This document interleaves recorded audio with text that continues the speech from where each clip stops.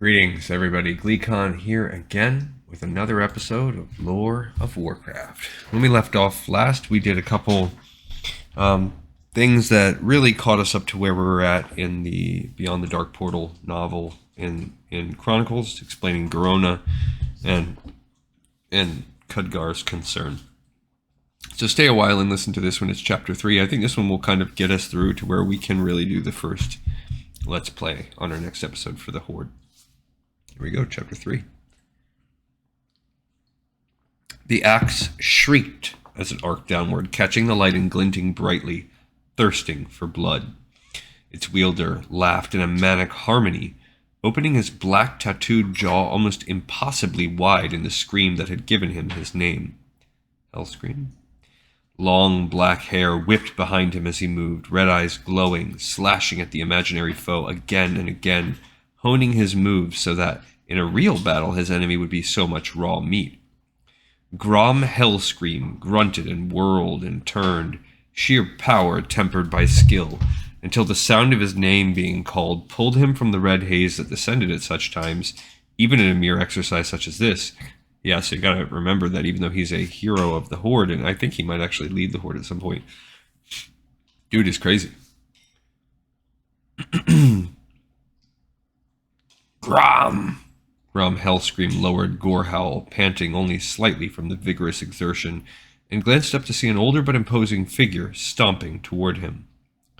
Gargath, he replied, waiting until the shattered hand chieftain had reached him. They clasped hands, right hands. Kargath's left hand had been severed long ago and replaced with a wicked-looking scythe's blade. Well met. Well met to many, it seems, the older chieftain said, nodding to where more orcs were gathering. Nerzhul sent emissaries to every clan, or so I was told. Grom nodded, his black tattooed jaw setting into a grim line. Some of those emissaries had been his, sent at the old shaman's request. Maybe I'll change his voice. He is planning something. Grom shouldered the massive axe, and together the two leaders turned and walked across the valley toward the ruins of the Dark Portal, passing warriors from both clans. Glares and sharp words were flying here and there, but at least no one was fighting yet. But what? It doesn't matter, Kargath replied. Anything is better than this. He ran his fingers absently along his scythe's edge. These past 2 years we've sat and done nothing. Nothing! And why? Because the Alliance defeated us? So what? Because the portal was destroyed? Surely they can craft another. There has to be someone we can fight, else we'll sit and molder like so much rotten meat. Grom nodded. Kargath was a creature of combat pure and simple. He lived to fight and to kill. Grom could appreciate that, and what Kargath said had merit. They were a combative race, the orcs, and constant struggle honed their wits and strengthened their limbs. Without that, they grew soft. He had kept his own people sharp by warring against the other clans, and he suspected Kargath had done the same, though their two clans had not skirmished. Still, one could attack patrols and scouting parties only so often before it led to true war, and warring against his own kind did not interest him. When Nerzhul had formed the Horde, he had united the clans into a single massive unit, and even after all this time, Grom still thought of them that way.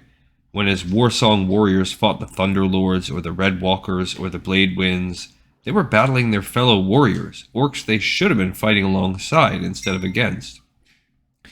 During combat, he still felt the same bloodlust, the same savage joy as Gorehowl tore a shrieking path through his foes, but afterward he felt empty, hollow, and slightly unclean.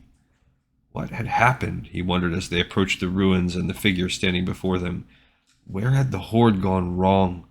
They had outnumbered the blades of grass that had once covered the plains and the drops of water comprising the ocean. When they marched, the thunder of their footsteps shattered mountains. How could such an army fail? It was Gul'dan's fault. Grom was sure of it. The lifeless plains that had once been covered in grain and grass, the trees that had withered and blackened, the skies that had grown dark and red as blood, all that had been caused by the warlocks and their quest for powers never meant for orcish hands. But it was more than that. They had doomed Draenor, all of them, but Gul'dan had been behind the warlocks' every move, and it was his fault that the Horde had failed to conquer that other world and claim it as their own. After all, the wily warlock had convinced Grom to stay behind on Draenor during the first battle, instead of taking his rightful place at the vanguard. "We need you here," Gul'dan had claimed. "You and your Warsong clan are some of our finest, and we need to hold you in reserve just in case. We also need someone to stay here on Draenor and protect our interests. Someone powerful, someone we can trust, someone like you." Grom had been a fool, letting the warlock's flattery lure him from his path. He had watched as Blackhand and Orgrim Doomhammer led the Horde through the portal into that strange place called Azeroth, and he had watched as reports came back, reports of their initial successes and then of their ultimate failures. Grom growled softly beneath his breath. If only he had been there! He could have turned that final battle around, he was sure of it. With his help, Doomhammer could have conquered that human city by the lake, and still sent forces to crush the traitorous Gul'dan and his cohorts. Then they could have claimed Lordaeron and spread out from there, sweeping across the land until no one was left to stand against them. Grom shook his head. The past was past. Blackhand was dead, his old friend Durotan was dead, Doomhammer was captured, the Dark Portal was destroyed, Gul'dan was gone, and the Horde was a shadow of its former glory. But perhaps some of that was about to change. He and Kargath had reached the portal now, and he could see the waiting figure clearly. Nerzhul's hair was completely gray now, but otherwise the Shadow Moon chieftain and former Horde leader looked as powerful as ever. Then he turned in Grom's direction. The Warsong clan leader growled and jerked in surprise as he got his first good look at the shaman's face. White paint adorned Nerzhul's cheeks, upper lip, nose, brow, and forehead, turning them white as bone. And that was clearly the intent, Grom realized. The old shaman had masked his face to resemble a skull. "Grom Hellscream and Kargath Bladefist," Nerzhul called out, his voice still strong and clear. "Welcome." "Why have you summoned us?" Kargath said bluntly, wasting no words. "I have news," the shaman answered. "News and a plan." Grom snorted. "For 2 long years you have hidden away from us. How can you have news?" he said, anger and doubt in his voice. He gestured at Nerzhul's painted face. "You let Gul'dan supplant you. You refuse to drink from the chalice, and you soak like a marmot in its burrow." Is that even a thing in WoW?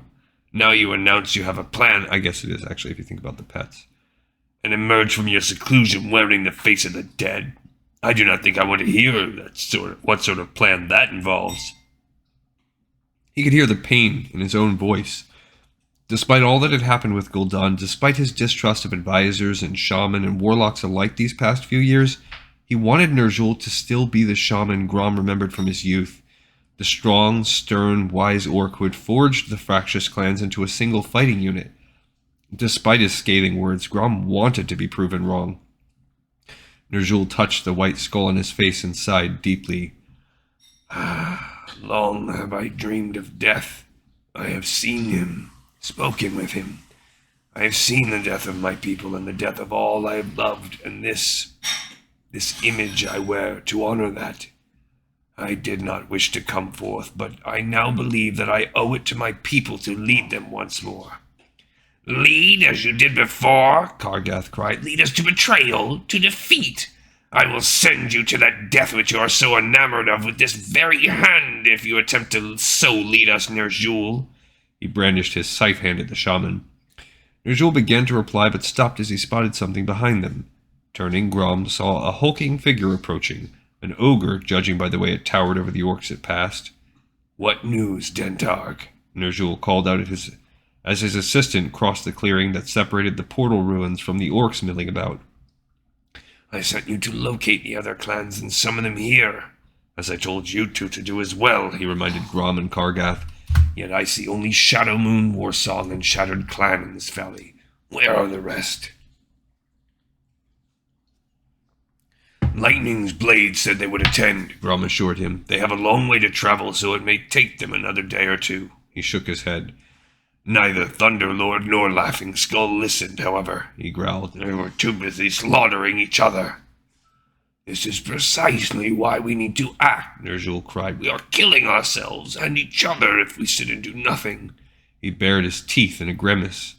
"All the work we did, All that I did to forge the Horde is crumbling away, the clans splintering off and fighting with one another. If we do not act soon, we will be reduced to the old ways once more, with the clans meeting only in battles save the yearly gatherings, if that. What did you expect to happen while you hid away for 2 years? Grom snapped. We understand that you were wounded by the explosion, but then, even after your wounds had healed, you never came out. Long we waited for your counsel, but it never came. Of course we went our own ways. Of course we began fighting with one another. You abandoned us so you could dream your dreams of death, Nerzhul. And this is the result. I know, Nerzhul said softly in pain. Grom's further angry words died on his lips in the face of that grief and shame. The Bladewind clan will join us, Gargath continued, breaking the uncomfortable silence. But Redwalker refused. They said the Horde is nothing but a memory now, and each clan must look out for itself instead, he snarled. I would have slaughtered their chieftain then and there if you had not ordered otherwise. You would have been killed in return, Nerzhul pointed out, or you would have slaughtered the entire clan, making good your escape. I did not want to risk you, or lose them when there was a chance they might be persuaded. He pursed his lips. We will deal with them soon, however. Never fear. He glanced around. What of the others? His eyes narrowed. What of the bone chewers? That brought a snarl to Grom's lips. I sent emissaries to Hurkon's skull splinter, he said curtly. He sent back assorted limbs. They would be a great asset in battle, Kargath mused, idly stroking his scythe. The bone chewers are a powerful force on the field. Then he shook his head. They have grown ever wilder since the portal fell, however. They cannot be controlled or trusted. Nerzhul nodded. What of the White Claw clan? He asked Dentarg. The ogre frowned. Dead, most of them, he replied. Mostly wiped out by other clans before the truth about Gul'dan and his warlocks came to light. Even after Duratan's exile and death, the White Claws never hid their sympathy for the Frost Wolves, and it made them a target. Those who survived are scattered, he shook his head. In truth, it is a clan, no more. Nerzhul felt a shiver of guilt at the mention of Duratan. He had warned the now-dead leader of the Frostwolves once, seeking to undo some of the damage he had done, but in the end it had been no use. Gul'dan's Shadow Council had found Duratan and slain one of the noblest orcs Nerzhul had ever known. But regret and self-pity would not serve. He focused again on Dentarg's words and let himself grow angry. The White Claw clan was one of our oldest and proudest. Now they are little more than clanless savages. Is this what our race has fallen to? No more. We must rebuild the Horde and renew the bond between all orcs. Only as a united race can we have any hope of survival, of honor, and of glory. Dentarg dropped to his knees. You know I live to serve you, master, he said simply. Grom gazed at the elderly orc, his brow knitting. Tell us this plan of yours, Nerzhul, he stated, making sure his words carried to the orcs beyond the clearing. Tell us, and if it is sound, we shall follow you. Gargath inclined his head. I cast my word with Hellscreams, he said. Nerzhul regarded the three of them solemnly for a moment, then nodded. We will wait until the Lightning's Blade and Bladewood clans arrive, Nerzhul said. Then we will go to the others again. The Thunderlord and the Laughing Skull and the Redwalker and even the Bone Chewer clans. Our people must be united. What if they refuse still? Kargath growled. Then we will persuade them, Nerzhul replied, his grim tone leaving no doubt as to his meaning. Kargath roared his approval, raising his scythe high so it caught the light. Nerzhul turned to Grom. And you, Grom, he said softly, while we wait for the other clans, I will tell you my plan and set you to a task. Grom's red eyes glittered. Tell me what you would have me do, and why. Nerzhul smiled, the death mask on his face making it a rictus. There is something I need you to find. Now I'm going to say, I don't know if it's the collaboration of the authors or not, but already the writing in this book is better than the past couple ones we've read. So whether you want to call that a coincidence or not, who knows? All right, so basically the reason why I waited is because that chapter right now describes them getting Grom Hellscream, And in the first Horde level, you get Grom Hellscream. Not in the same way. You don't. Nerzhul just doesn't ask him to join. It's a little bit different. He's freed from a prison, but he's necessary for the next step in the campaign. But all right, now we're set up. We can do at least one Let's Play next time. This episode, In the Pipe 5x5. Thanks, everybody, for watching. I look forward to seeing you guys on the next episode of Lore of Warcraft.